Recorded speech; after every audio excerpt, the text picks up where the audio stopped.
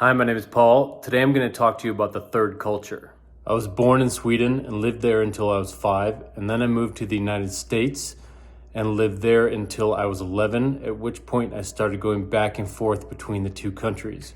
Respectively, I've lived in each for roughly half my life, with the exception of a couple years in the Caribbean. The third culture is kind of loosely defined as the culture that a person who has lived in 2 or more countries creates for themselves.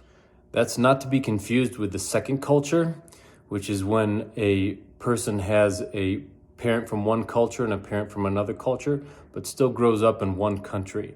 They're still heavily influenced and conditioned by that one culture. In the best case scenario, every country has kind of national focal points.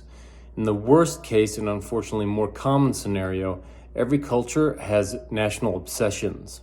One of the most common third culture characteristics is a almost irritatingly neutral or aloof standpoint on those national focal points or socio-political trends. Generally speaking, third culture people are very interested in what I call universal paths, or things that are important no matter where they are. Another extremely common characteristic of third culture people is a more formal pattern of speech, i.e. one without slang and a lot of innuendo.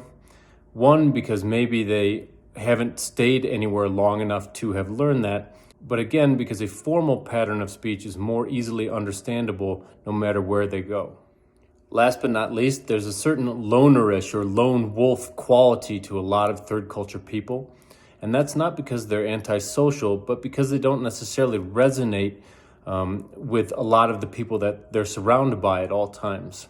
When the third culture is brought up, it's usually in reference to third culture kids.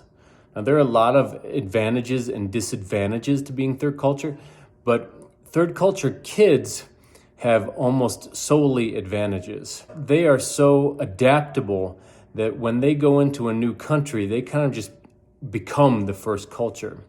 Whereas third culture adults are a lot more judgmental or discerning, you might say, and they find that in every situation that they're in, one of their cultures has an edge over all of the others. And they're obviously reluctant to adopt an inferior behavioral pattern. So they pick from one culture and another, and they're actually the true definition of the third culture.